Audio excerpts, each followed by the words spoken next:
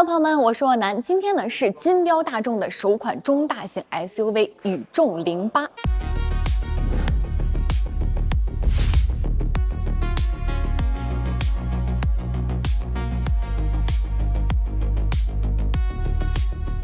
其实，在我拍这条视频之前呢，宇众08的实车就已经提前一步到达4S店跟大家见面了。这个也是它的优势之一吧，就是不存在期货一说。如果说你离4S店比较近的话，可能比我们要提前一步看到实车了。为什么我一直在强调中大型纯电 SUV 这个概念呢？因为其实这个车吧，你不管是肉眼看起来，还是说拍出来，它的体量感都没有那么膨胀。但其实它车长已经到了5米，然后轴距也是3030，车宽也有1954，所以绝对是妥妥的一个大车了。但是呢，因为它的车高不到1.7米，还有非常修长的前机盖，以及这个车头带点俯冲式的姿态，还有溜背式的造型，以及一个21英寸的大轮毂，所以它整体带给你的那种体量感就没有那么膨胀。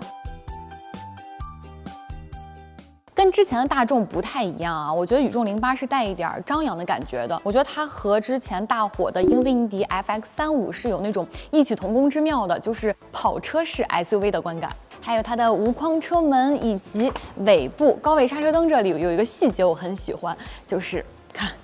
沃尔夫斯堡的发光狼标，这个真的就是首次应用于量产车型，而且也是非常大众 DNA 的一个细节啊。大家也知道我有一辆甲壳虫，而且我那个也是狼堡方向盘，所以看到这个真的就很亲切。总的来说，这台车的设计呢，就让你看到它就很想驾驶它。当然了，我刚才一直说它的观感没有那么膨胀，但是并不代表就它不大气啊。我觉得反而是设计师在设计上的一些克制感吧，让它保留了咱们经常说的那种德系精工感，再加上前后都能发光的车标，还有镭射造型的灯带，以及那一条从前机盖一直延伸到车内的中轴线设计，我觉得它整体的外观设计啊，还有内饰水平啊，是能够达到当年辉腾带给咱们那种惊喜感的。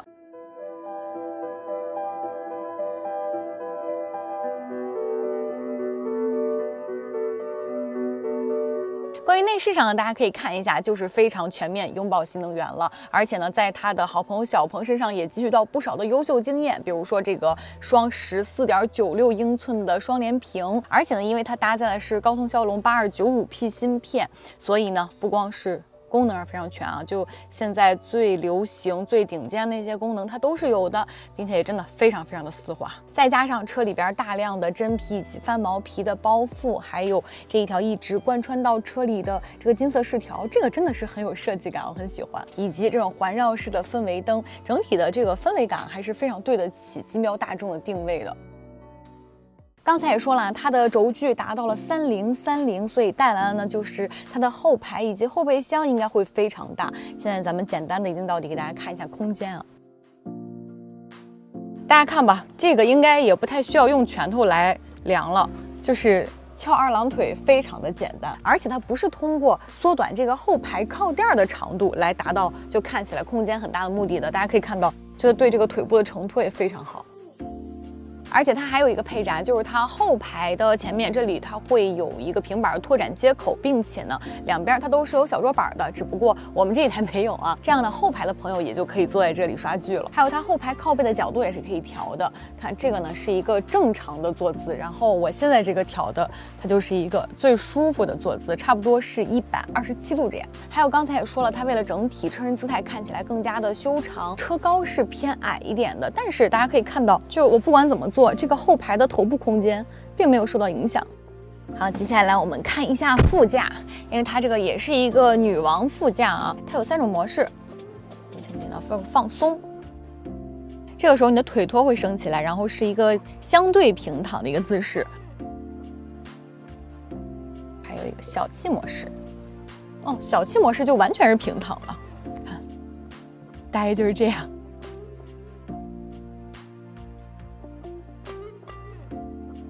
另外呢，这个副驾像座椅通风加热，还有6种模式3档的一个座椅按摩，这些也都是有的。像智能调节的天幕，还有智能车载香氛，这些现在新能源车都有的配置，它也都是有的。还有车载冰箱，当然这个应该是要选装的，因为我们这一台展车是没有的。我估计应该是在中央扶手箱的这个位置吧。然后它也是